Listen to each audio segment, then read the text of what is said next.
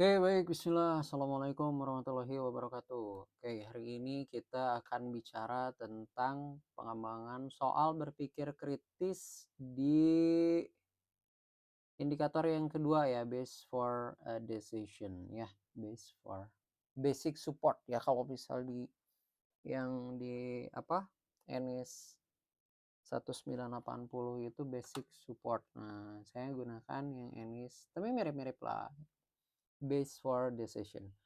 Nah ini, ability yang digunakan ini ada judge the credibility of a source dan yang ability kelima ya berarti observe and judge observation report.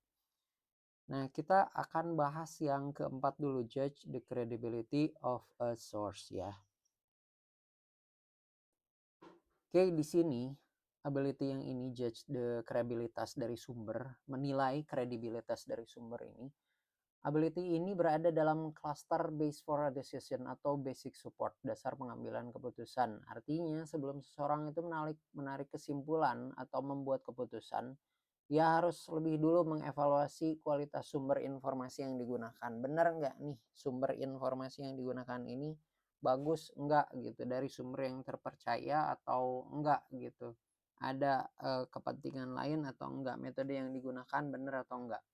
Nah, itu menilai sumber ya. Jadi ability ini siswa itu diminta untuk bisa menilai, menganalisis sumber yang digunakan, sumber asal dari suatu wacana atau informasi yang diperoleh oleh siswa itu, sumbernya itu bisa dipercaya atau enggak.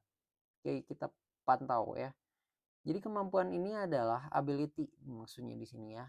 Evaluasi epistemik terhadap sumber informasi.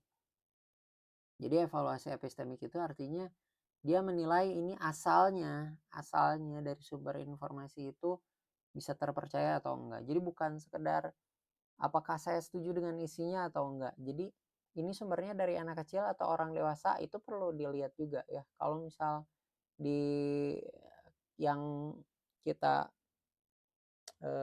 yang kita pelajari dalam agama itu kan, mau itu sumbernya dari anak kecil, mau itu sumbernya dari orang dewasa. Kalau isinya itu benar, ya udah percaya aja gitu. Tapi kalau menurut Enis ini harus dilihat nih sumbernya dari mana. Kalau dari anak kecil nggak bisa dipercaya nih, tapi kalau dari orang dewasa oke, mungkin bisa dipercaya gitu. Jadi bukan hanya sekedar setuju dengan isinya atau enggak, tetapi apakah sumber ini layak dipercaya sebagai basis pengetahuan atau tidak, sebagai dasar informasi atau tidak. Ini sumbernya bisa dipercaya atau enggak. Dalam era informasi digital, ability ini sangat fundamental untuk literasi sains ya, literasi media, pencegahan misinformasi. Khawatirnya mengarah kepada misleading atau hoax gitu ya. Literasi sains, literasi media. Jadi sumber dari TikTok dengan sumber dari IG dan Facebook itu kan bisa jadi beda-beda ya. Kalau sumber TikTok itu banyak hoaxnya gitu, tapi kalau sumber dari IG, Facebook itu memang banyak hoaxnya, tapi tidak sebanyak yang di TikTok ya. Kemudian Enis itu menilai, membuat suatu kriteria kredibilitas itu berdasarkan beberapa hal ya. Ada berdasarkan keahlian, ekspertis dari si narasumbernya, ada berdasarkan konflik kepentingan, ada nggak nih konflik kepentingan, konflik of interest dari si pembuat informasinya, gimana reputasi dari si pembuat informasinya, konsistensi dengan sumber lain. Ini kaitannya dengan isinya ya, kontennya itu konsisten nggak dengan sumber lain. Kemudian metode yang digunakan. Terus ability to give a reason, jadi kemampuan dia untuk membangun sebuah alasan atau membuat sebuah alasan itu mampu atau enggak. Careful habits, jadi kebiasaan yang hati-hati ya. Dan 7 ya. Kita mulai dari yang pertama ya. Keahlian atau expertise dari si narasumber. Pertanyaan kuncinya, apakah sumber memiliki kompetensi dalam bidang tersebut atau enggak? Apakah latar belakangnya relevan atau enggak? Latar belakang keilmuan, ya, latar belakang pengalaman. Contoh nih, dokter spesialis epidemiologi berbicara tentang vaksin. Ini baru relevan karena dia dokter, ya. Dokter yang membahas tentang wabah. Kemudian selebriti membahas efektivitas vaksin. Ini bukan ahli ini, walaupun kata si selebriti ini vaksin itu nggak bagus gitu, banyak racunnya atau tidak halal. Nah, selebriti ngebahas vaksin tidak halal. Nah, itu bukan ahlinya. Ya artinya si latar belakangnya nggak relevan nih. Selain itu bisa jadi kompetensinya pun diragukan gitu ya. Keahlian ini bersifat domain spesifik ya, domain spesifik.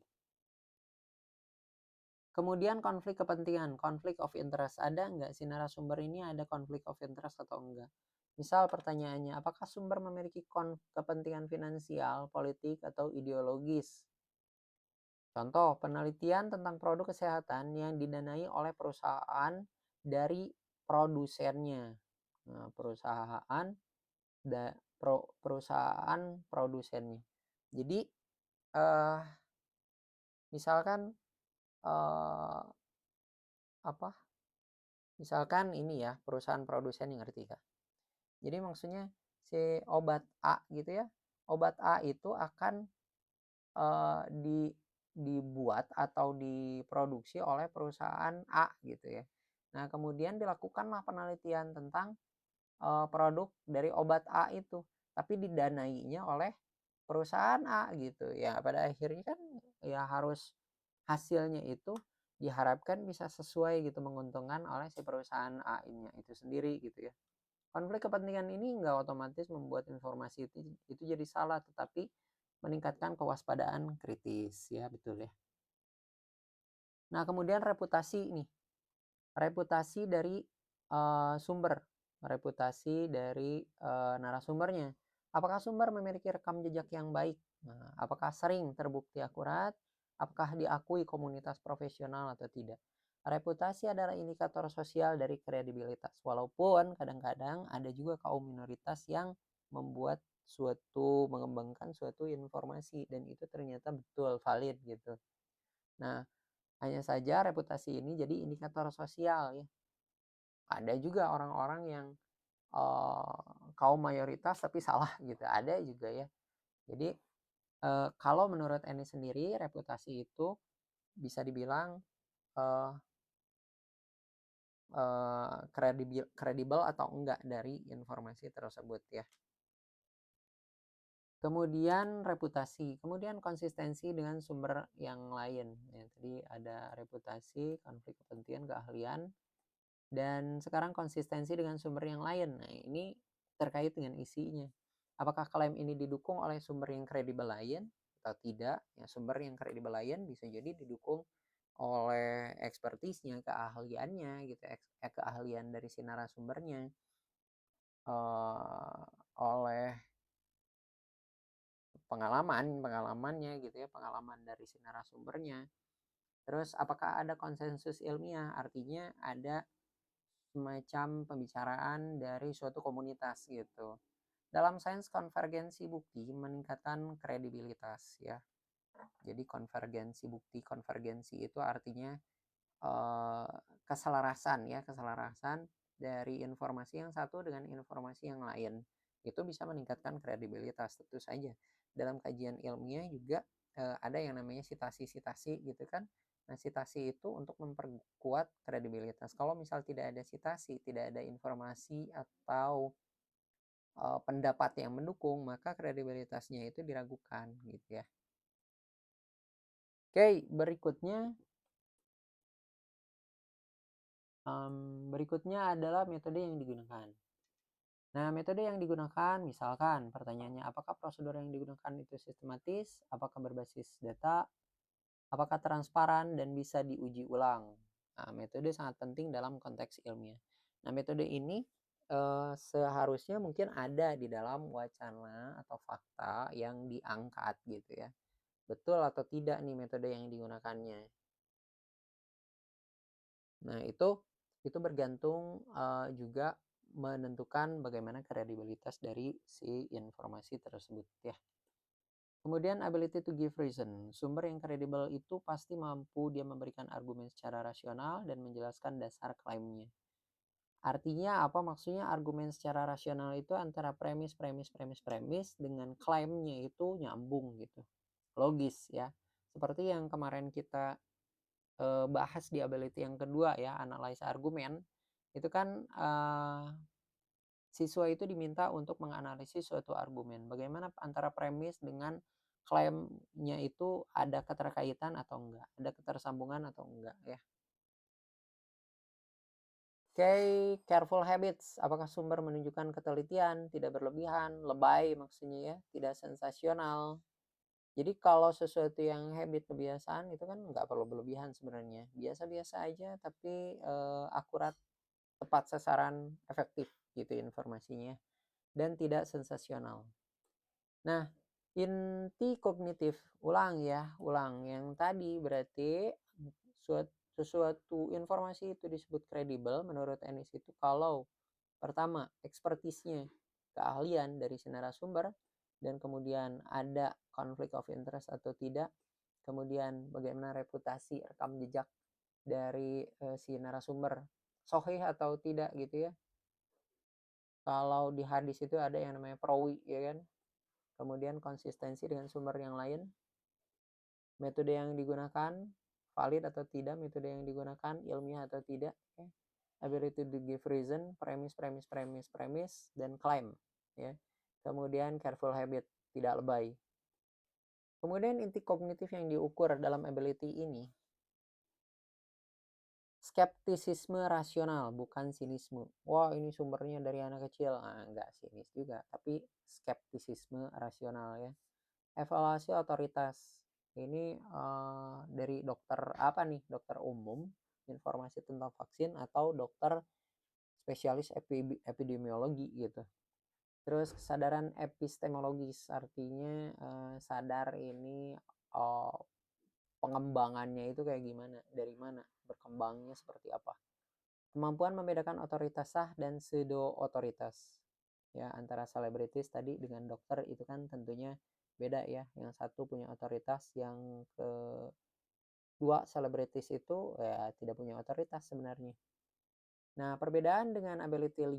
Ability 5 itu apa? Observe and judge observation report. Nah, menilai orang atau sumber informasi,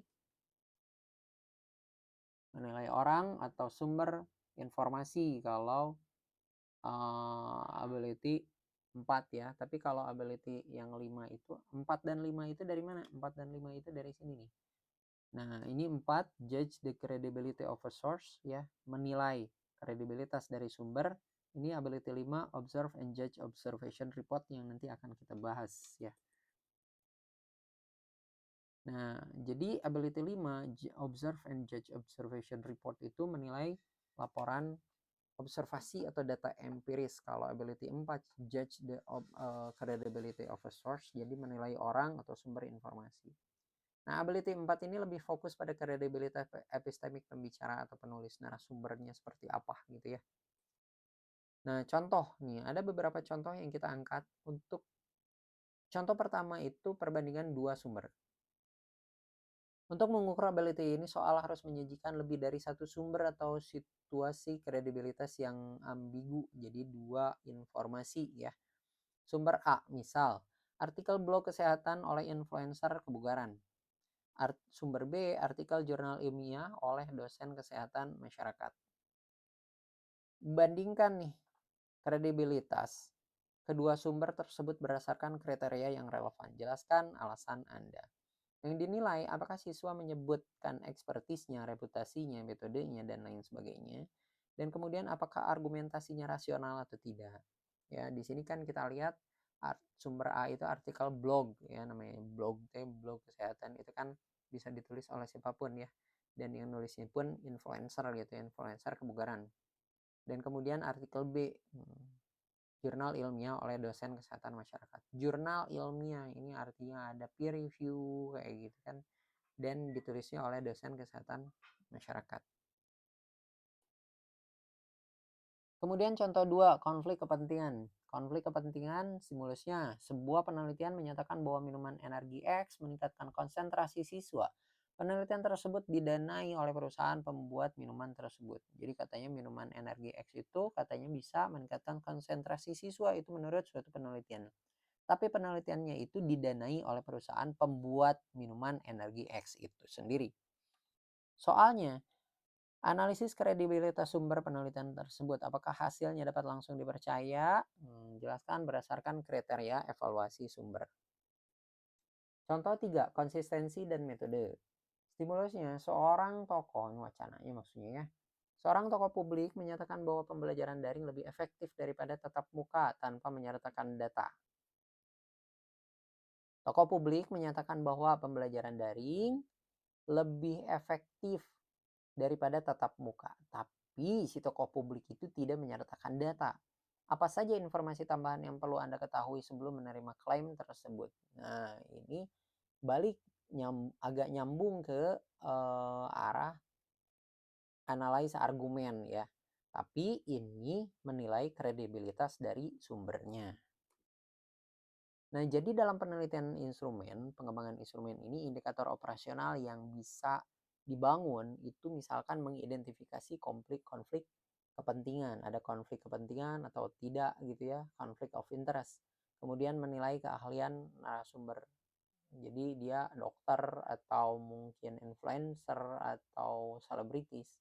Mengevaluasi metode penelitian. Nah, itu terkait dengan credibility of a source ya. Just the credibility of a source. Jadi basic support di mana ability-nya itu judge the credibility of a source. Demikian, mudah-mudahan bisa dikembangkan suatu soal yang bagus. Makasih. Assalamualaikum warahmatullahi wabarakatuh.